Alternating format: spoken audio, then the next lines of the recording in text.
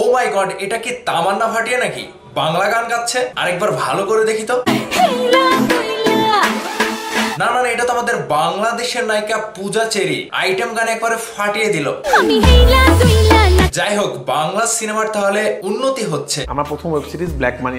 এটা সিনেমার গান না, এটা ওয়েব সিরিজের গান। হ্যালো এভরিওয়ান, আমি লিখন চলে এলাম সদ্য মুক্তিপ্রাপ্ত ব্ল্যাক মানি ওয়েব সিরিজের পূজা চেরি আইটেম সং প্রেমের দোকানদার।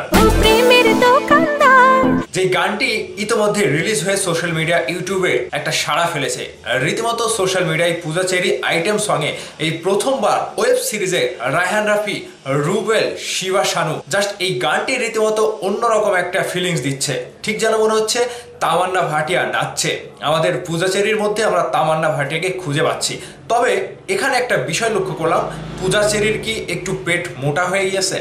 তার কি ভুঁড়ি জমে গিয়েছে নাকি? এখানে নিউ কামার হিসেবে আবারও চলচ্চিত্রের মাধ্যম থেকে ওয়েব সিরিজে পা দিয়েছেন চিত্রনায়ক রুবেল। আর এই ব্ল্যাক মানি ওয়েব সিরিজে পুরোটাই চমক হিসেবে আবারও নতুন ভাবে বাংলাদেশের একটা নতুন পরিচালক হিসেবে নাম লেখালেন রায়হান রাফি।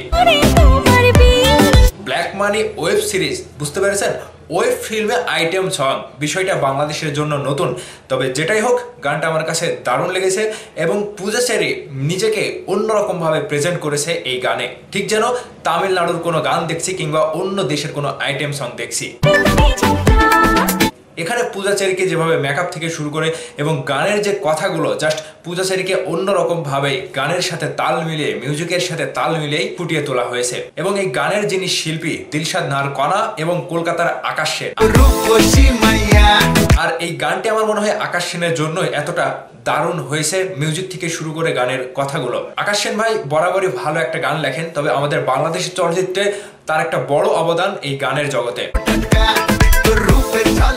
এই গানটিতে রীতিমতো রায়হান রাফি একটা প্রভাব ফেলেছে ইয়াং জেনারেশনের উপরে। ইয়াং জেনারেশন বর্তমান সময়ে আইটেম সং, কিন্তু ওই আইটেম সং না, বর্তমান সময়ে বিশ্বের সাথে তাল মিলে যেভাবে আইটেম সং তৈরি করা যায়, ঠিক যেন তুফানের দুষ্টু কোকিলের মতো। এখানে রায়হান রাফি যেটা বুঝিয়েছেন, ব্ল্যাক মানি ওয়েব সিরিজ দিয়ে এই প্রথমবার আইটেম সং রাখা হচ্ছে। মানে সিনেমাতে আইটেম সং রাখা হয়, কিন্তু এবারই প্রথমবার ওয়েব ফিল্মে কিংবা ওয়েব সিরিজে আইটেম সং দিয়ে রায়হান রাফি একটা নতুন ধারাবাহিকতা বইয়ে দিতে যাচ্ছে। তবে আমি বুঝলাম না তিনি সিনেমা ছেড়ে ওয়েব সিরিজ বানাতে আসলো কেন, এবং পূজা চেরির নায়িকা হিসেবে সিনেমার নায়িকা থেকে ওয়েব সিরিজে আইটেম সং করলো কেন, কিংবা বাংলাদেশের একটা বড় অভিনেতা রুবেল তিনি এবং বাংলাদেশের একজন ভিলেন বড় অভিনেতা শিবা শানু, তিনিও কিন্তু এই গানের মধ্যে নাচানাচি করছে। এবং ওয়েব সিরিজে তারা যে আবারও নেমে পড়লো, কিংবা সিনেমার কাজ বাদ দিয়ে তারা যে ওয়েব সিরিজ করছে, এটাও ভালো কথা। এখন রায়হান রাফির হাত ধরে তারা যদি ওয়েব সিরিজ করেও মার্কেটে একটা জায়গা পায় কিংবা নতুন ভাবে আরেকটা জায়গা তৈরি করতে পারে, সেটাও ভালো।